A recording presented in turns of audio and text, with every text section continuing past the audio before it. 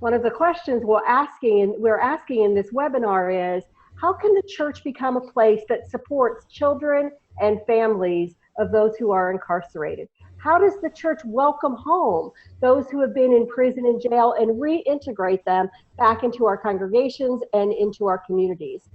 This webinar will specifically focus on why churches should become involved in nurturing and supporting those with loved ones who are in prison or in jail, why the church and our communities of faith, and how our churches and communities of faith can become part of the solution to reintegrating families.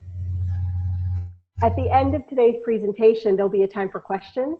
And throughout the webinar, we invite you to use the Q&A feature that's on the bottom of your screen. If you click on the Q&A feature, type in your question, we'll be monitoring that, and we'll gather those questions for the time at the end of our webinar that's reserved for questions.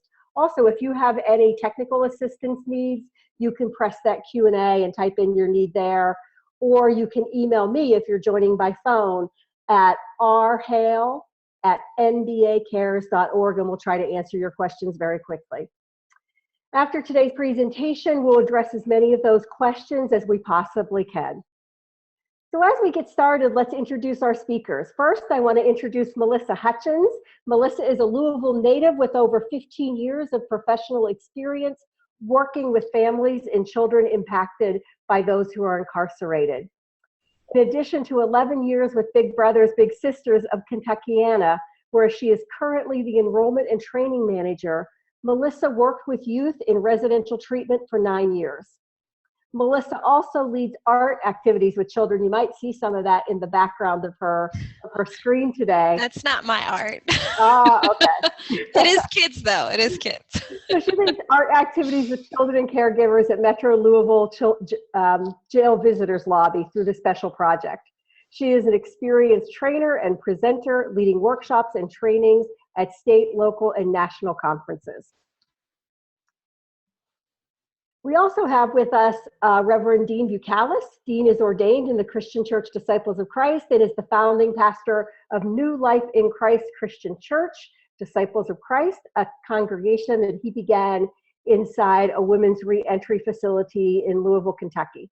He is currently the executive director of Mission Behind Bars and Beyond, MB3, which is an ecumenical reentry program that trains small faith-based groups to work with ex-offenders upon their release from prison. MB3 is also an Incubate partner for the National Benevolent Association. Dean is a trained volunteer facilitator for the Juvenile Justice Pilot Program in Jefferson County, Kentucky, sponsored by Restorative Justice Louisville. And he currently serves as mission specialist for NBA's Prison and Jail Ministries Affinity Group. Melissa and Dean, we're thrilled to have you today, and I want to turn this presentation over to you and just remind our participants that if you type your questions into the Q&A, we'll collect those and we'll leave some time for questions and answers towards the end of our time. Thank you, Rebecca. It's great to be able to present on this particular topic because it's an important topic, not only in the life of our churches, but in the life of our wider communities. As Rebecca mentioned, the collateral effects of those who have been affected by mass incarceration reach into many of our families in our communities, but also families that we have in our church communities. And so how we deal with that issue, how we create a welcome space, how we nurture and support those families becomes an important question in the life of our churches. As Neil Bernstein said, the growing number of children with an incarcerated parent represents one of the most significant collateral consequences of the record prison population in the United States. We've talked a lot about how we are addressing the issues of mass incarceration over the past several webinars that NBA has presented, and some of that has been dealing with different focal groups that we talk about with respect to how do we work with folks who have co-occurring conditions, how do we work with folks who have been convicted of sex offenses? How do we work with people who are coming out of places of incarceration and help them to reintegrate, not only in the wider community, but also in our church communities? So what we're going to talk about this afternoon is what we need to do in order to create that welcome space. And I'm going to just set a context for that about why this is important and why we need to deal with this particular issue.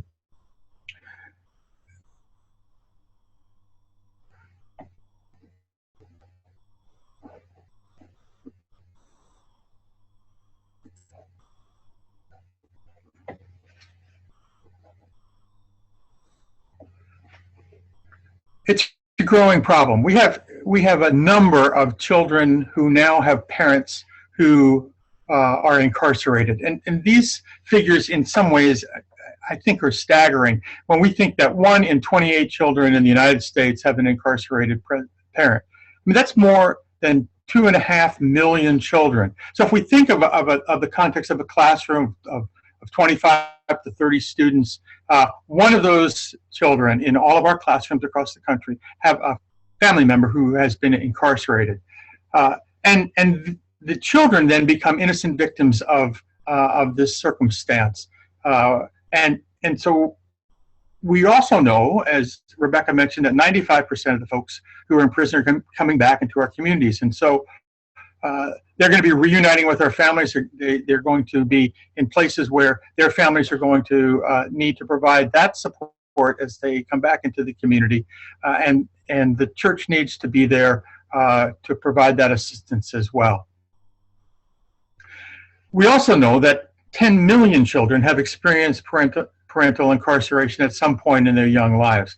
If we just take a second to think about the trauma that's related to that, the experiences of having a family member that has been taken away and incarcerated, and the effects that they may have on a young life, and how damaging that can be, it's an issue that we really need to address. And we've also discussed in the past the disproportionate effect that mass incarceration has upon people of color. Not only people of color in churches, but just in our communities in general. And this has a widespread effect. So we know that 1 out of 9 African American children, or 11% of those children, have a family member that has been incarcerated or is incarcerated. 1 in 28 Hispanic children, and 1 in 57 Anglo children have an incarcerated parent. And so this translates to almost half of the children with an incarcerated parent are under the age of 10 years old. And so we talk about what effect that has about with one having a parent who's in prison. I don't want to overwhelm us with statistics, but statistics help us to understand the enormity of this problem and this issue. So we know that there's 1.5 million people who are in state and federal prisons in the United States. 750,000 are in jails. And so many of them left their family members behind, particularly children. So 120,000 incarcerated mothers and 1.1 incarcerated fathers have minor children out in the community, some of which are in foster care, some are with family members, but most of them have been displaced from their core unit of family that they have grown up with. 59% of parents and 58% of fathers and 58% of mothers, they've had no personal visits from any one of their children while they've been incarcerated. So the alienation continues. Many of these children don't have the opportunity, or not even given the opportunity to visit. Some of that is because of the physical location of their family members, of their mothers and their fathers. We know that in federal prisons, family members can be 500 miles away from their loved ones. In many state prisons, residents of those prisons are moved around on a fairly regular basis, creating difficulty for families to have an opportunity to visit. A lot of families don't have the transportation; they can't afford the transportation to visit, and it just creates more and more distance, both physically but also emotionally and psychologically, between children and parents who are incarcerated.